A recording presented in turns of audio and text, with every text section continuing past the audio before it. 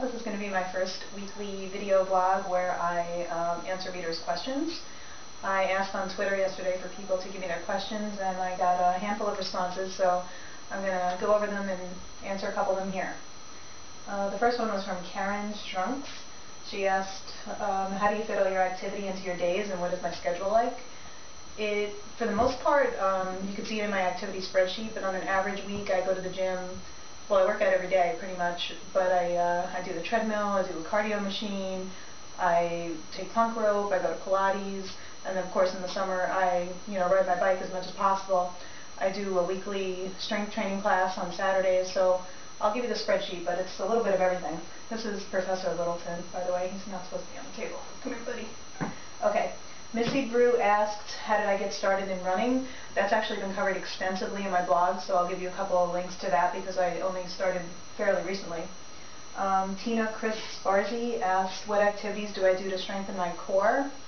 I don't do any core-specific exercises, but I do get a little bit of core training in my weekly total body conditioning class. There's about 10 minutes at the end. Punk rope, we do a little core. Pilates definitely uses the core. And then in general, I just like to strengthen my core whenever I can. If I'm standing in the subway or in line at the the store or whatever, like I always try to kind of just use those muscles because you can do it. It's like a workout, a sneaky workout you can do whenever. Nobody even knows you're doing it. Utah Traveler, I believe that's my friend Paul. He asked if my bike has a name. I actually get that question quite a bit, and my Hello Kitty Cruiser, she does not have a name. She's just my BFF. Someone asked me, how do I transport, it was Detailed Bride, sorry. How do you transport your lunch and snacks along with gym clothes every day? That's a little challenging because I do have a very long commute, and that's why I always have a gigantic bag. I usually bring little bits at a time, as far as, socks and a t-shirt one day, or certain items for my salad, but then I also buy stuff up at work. There's a Whole Foods up there, so it's a combination of picking up things while I'm already at work, in addition to just bringing stuff literally every day, a couple of things there, and then bringing my dirty clothes home so I can wash them, etc. So I do have to carry a lot of bags. I mean, there's no way around it, but it's part of the workout. It's a little bit extra weight you're carrying. Think of it that way. Yukon Gold asked, I'm curious what weight equipment you use and which you like the best. I actually don't use any weight equipment other than my free weights, which I use at Total Body Conditioning on Saturdays.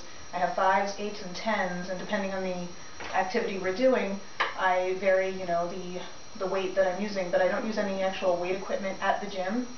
So hopefully that answers your question.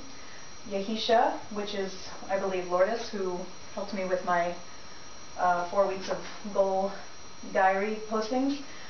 She asked, as being a vegan, do you take any steps to balance out your daily protein, carbs, and do I have any tips, tricks, or tools to share?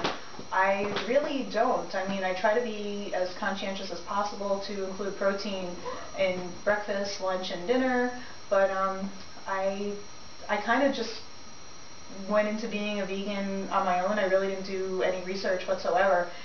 But I think I'm doing a good job. I don't know, I just try to be as conscientious as possible, because otherwise I tend to eat a lot of, carbs, but I manage to have beans, tempeh, tofu, high protein, hot cereals and stuff like that, but I think the base of my brain protein is definitely from the beans, which I have every day, vegan sausages occasionally, tempeh, seitan, all the basic meat substitutes, if you want to call them that, vegetarians and vegans tend to eat. Surge's Beard asked me a pretty great question. Do you ever feel demotivated, lazy, or uninspired when it comes to Weight Watchers and exercise? And that question is so great, I'm going to have to write about it because it's way too long to get into here. The short answer, I never feel unmotivated or uninspired because I've just accepted that this is for the rest of my life. So it's not something where I feel like I have to get excited about it and do something right now. Like I know that it's long term, and I just make it work with whatever's going on in my life at the time. So no, I really never get uninspired or unmotivated, but I'll try to delve into that a little deeper by writing about it. So that's it for round one. I'll be asking for questions for next week's video blog. Hope you enjoyed. Thanks.